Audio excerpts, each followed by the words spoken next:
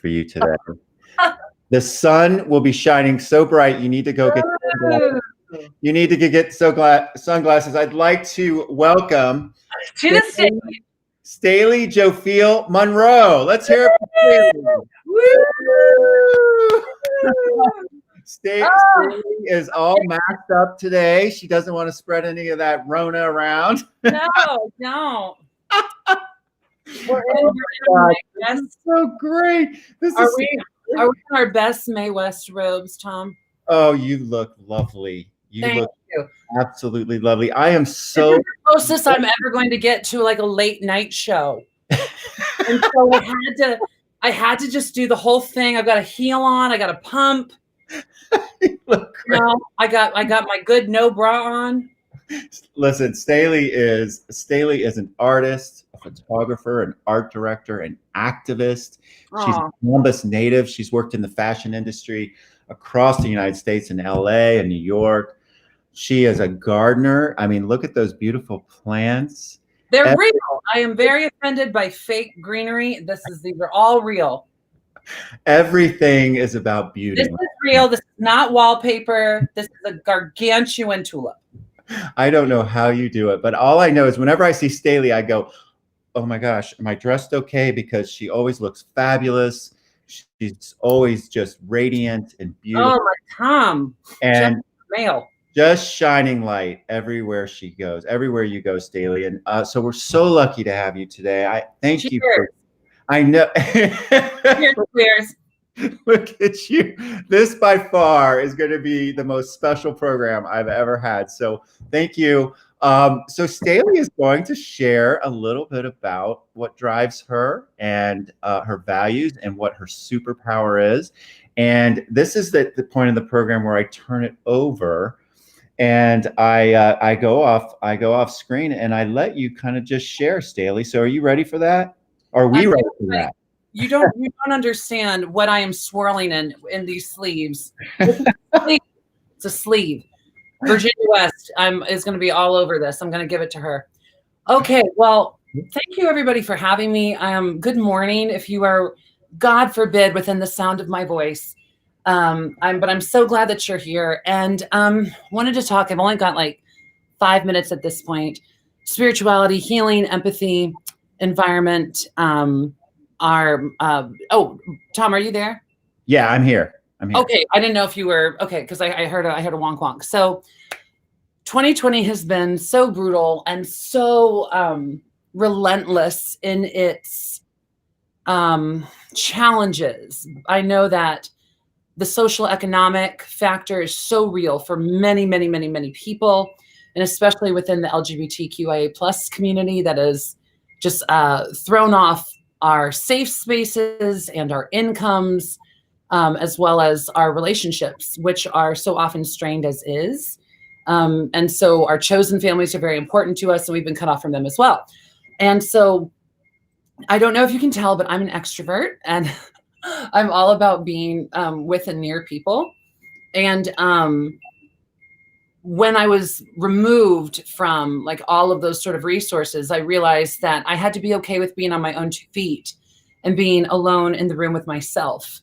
And so my spirituality, of course, that's it's an umbrella term. So however you sort of come to a higher power or come to yourself or come to a place of peace or a connection with source or a connection with love.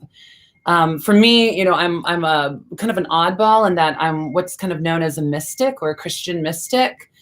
And I have some kind of old school, just God is love beliefs that really, really got me through. So I poured into my spirituality, did a lot of meditation, a lot of journaling, and sort of began to address sore spots that I had in my life because I had the time to do so rather than avoiding. And so that moved me into healing, where I was able to start to outline either behaviors or thinking patterns that I had that I needed to make more space for and to allow room to heal them, making space for those feelings and acknowledging them for one. And then also going deeper than what was on the surface of those behaviors and asking the whys and asking about what is motivating me to resist the things I'm resisting, what is motivating me to support the things I support, and where do I have wounds that simply need healed. And then that moved me into empathy. Whenever you go through the process of healing, you really get a better perspective of what other people are going through as well. And so, and I tend to be a pretty empathic person naturally anyway. And, but that empathy was just able to be on 10. And when we were participating with any of the protests for Black Lives Matter, or when we were I mean, pick your thing you want to be protesting right now, it was just a much more enriching experience to sort of have all of these conversations and learning experiences and really, really move in empathy, where everything was about honor versus harm, rather than kind of right versus wrong. It was like, how do we do the most honor possible for as many people as possible at all times? And for me, that was just in a constant state of empathy. And then that rolled into environment and protecting my environment and protecting my circles as well, like the people in my environment. Of course, we had this very limited bubble of these like just precious few bodies that were able to come and go. But we made sure that our spaces were spiritual and were places where we could all, have a like COVID safe kind of check-in process, but then be able to have like porch hang times. Really worked on my home and my garden, as Tom mentioned. That was very healing for me as well, to kind of take all of this sort of maturity that had come out of 2020 in terms of emotional intelligence and spirituality and where we kind of stood in the world and in human history at this time, making space for all this, and then mobilizing and organizing and getting involved every way that we could. All of that required that I had a home and an environment that was safe, that was secure, that was beautiful and well-groomed and gardened, and obviously very clean because of COVID. So that was what I invested in. And it's given me a sort of boost into my superpower. And the two superpowers that I listed were intuition or discernment.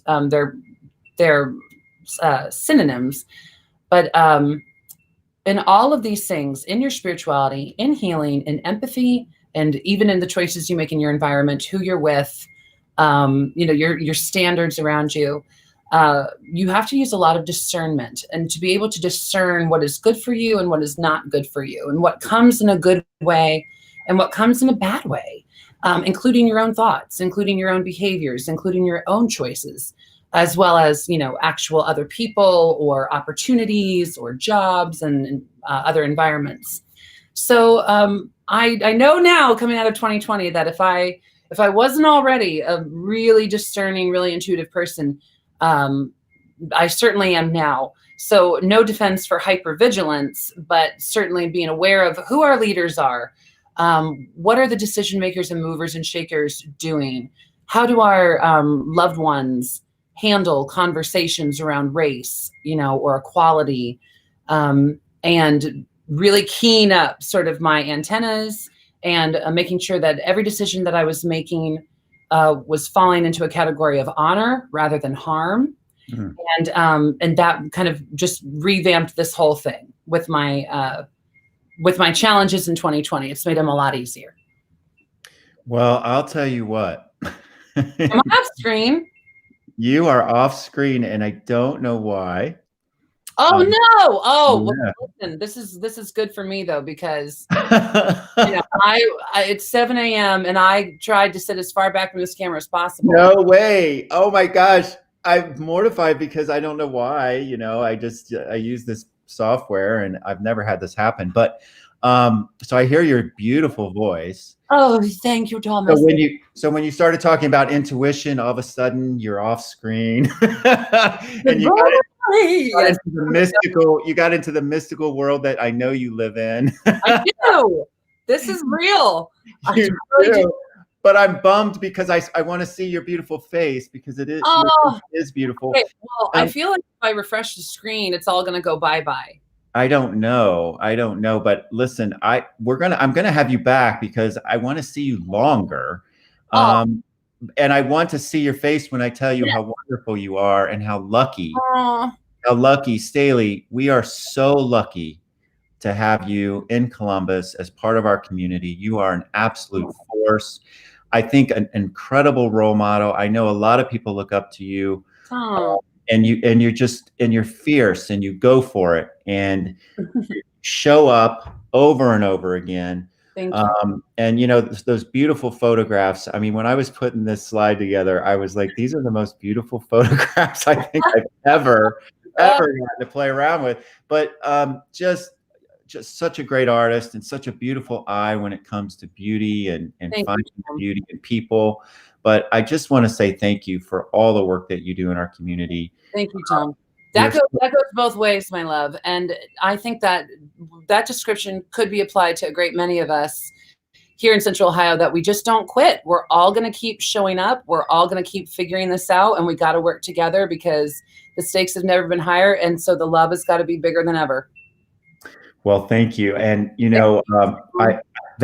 folks only got to hear your voice for the back half, but I hope all of you continue. You want more. I hope you continue to hear Staley's voice today, and that voice is to show up, to be your best self, to make the world a more beautiful place, and to hear that voice today. And let's shine some more